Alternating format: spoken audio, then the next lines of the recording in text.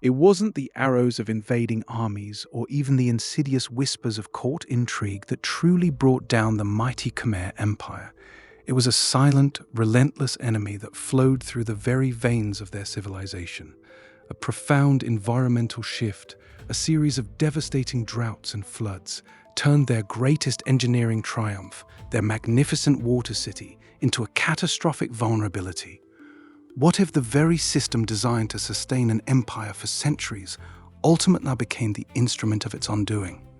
In this exploration, you are about to understand a groundbreaking historical truth: how the advanced hydraulic engineering that defined Angkor, the world's first truly urbanized hydraulic city, became a trap, revealing a story of collapse far more complex and shocking than any textbook invasion narrative. We're going to dive deep into the real reasons this vast civilization, with its intricate network of canals and reservoirs, faded from its former glory. For generations, the official narrative surrounding the decline of the Khmer Empire has painted a picture of external pressures and internal strife. School textbooks often highlight the constant skirmishes with neighboring kingdoms, particularly the Thai Ayutthaya kingdom, culminating in a series of devastating invasions throughout the 14th and 15th centuries. We hear of the sacking of Angkor Thom in 1431, the burning of its libraries, and the forced relocation of its people. Political instability, succession disputes among powerful families, and a general weakening of royal authority are frequently cited as the primary internal factors.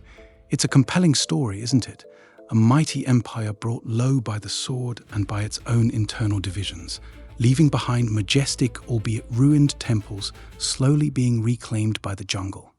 This narrative feels neat, understandable, a classic tale of rise and fall that satisfies our human desire for clear causes and effects. Historians for decades focused on the political chronicles, the inscriptions detailing royal lineage and military campaigns, searching for the moment the empire's heart truly stopped beating. They pointed to the movement of the capital away from Angkor, first to Longvek and then to Udong, as definitive proof that the center could no longer hold. But what if this entire focus, while not entirely wrong, was missing a profound underlying force? What if we were looking at the ripples, but not the stone dropped into the water? This traditional view, while dramatic, has always felt incomplete, leaving open questions about the suddenness of the shift and the sheer scale of abandonment. It's a narrative that, until recently, ignored an entirely different kind of evidence.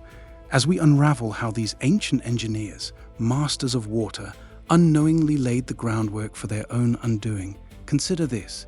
If this kind of hidden truth about the Khmer Empire fascinates you, leaving a comment or hitting subscribe helps us immensely.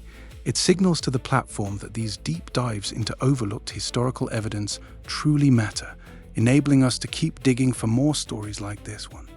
Now, let's return to Angkor and the very foundations of its power. The official story struggled to fully explain how an empire so vast, with such incredible infrastructure, could simply abandon its heartland.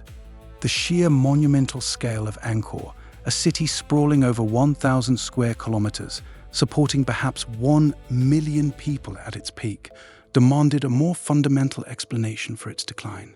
And that explanation, it turns out, was literally beneath their feet. New, revolutionary research in paleoclimatology and hydrology has completely reframed our understanding.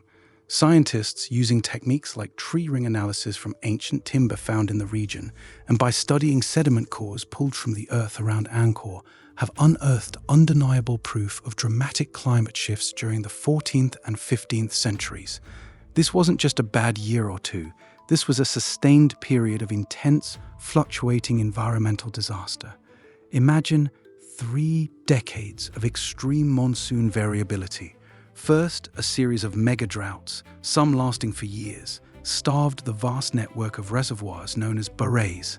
These enormous man-made lakes, which defined Angkor as the ultimate hydraulic city, were designed to capture and store monsoon rains, feeding the city and its rice paddies throughout the dry season.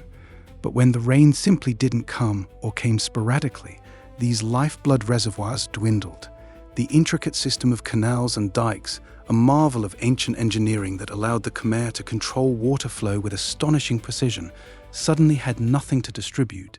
The rice harvests, the very foundation of the empire's wealth and ability to feed its massive population, failed catastrophically. And then, just as the land was parched and vulnerable, the climate swung violently in the opposite direction.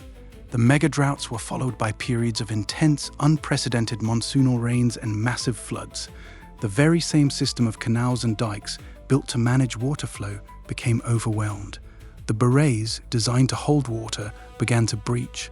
Enormous volumes of water far beyond their capacity coursed through the system, causing massive erosion, silting up the delicate canals and washing away vital infrastructure. The careful balance the Khmer engineers had maintained for centuries was utterly shattered. The system that was their strength, their lifeblood, became their undoing. Their immense hydraulic network, built to harness and control nature, was simply not designed to withstand such extreme, long-term swings. Archaeologist Dr. Dan Penny of the University of Sydney, analysing sediment layers, found clear evidence of these massive flood events, revealing deep scouring and deposits that choked the very waterways that sustained Angkor. This was not a gradual decay. This was a rapid, brutal environmental assault that destabilized the core of the empire. It's breathtaking. What does this profound discovery mean for how we see the Khmer Empire, and indeed all ancient civilizations? It fundamentally shifts the narrative from one of simple human failings, bad kings or ambitious generals, to a far more complex interplay with the natural world. The Khmer were masters of their environment, transforming it to sustain an enormous population and build incredible monuments. Their advanced hydraulic system allowed for 3, sometimes even 4 rice harvests a year, a level of agricultural productivity that fueled their power and growth. But this very specialization, this magnificent control, became a fatal weakness in the face of unpredictable climate change. They had put all their eggs in one enormous hydraulic basket. When the climate system they had adapted to shifted dramatically, their intricate, finely tuned mechanisms simply could not cope. Think about it. An empire's entire economy, its population density, its political structure, all built upon the assumption of predictable rainfall. When that assumption crumbled, everything else began to crumble with it. The rice fields failed, leading to widespread famine and disease. The infrastructure itself, once a symbol of power, became a liability, requiring immense labor to maintain even as its effectiveness waned. The very idea that the Khmer Empire vanished is also misleading. Its people didn't disappear. The capital simply could no longer sustain them in their existing density, forcing a slow, painful decentralization and a move to more climatically stable, if less grand, locations. The people adapted, but the grand imperial project of Angkor, the magnificent water city, became a relic of a climate that no longer existed. You will never look at the ruins of Angkor Wat the same way again. Never. You now see not just crumbling stone, but the ghosts of desiccated barrages and choked canals, a testament to humanity's delicate dance with an unforgiving planet. It forces us to reconsider the vulnerabilities of even the most technologically advanced societies, then and now. Before this, what did you believe about Angkor's fall? Did you hear about the climate? If you found this revelation about the water city's secret truth compelling, like this video so you can easily find this information again next time the Khmer Empire comes up in discussion. The true story of the Khmer Empire's collapse is a powerful, almost terrifying reminder that even the grandest human endeavors are inextricably linked to the natural world.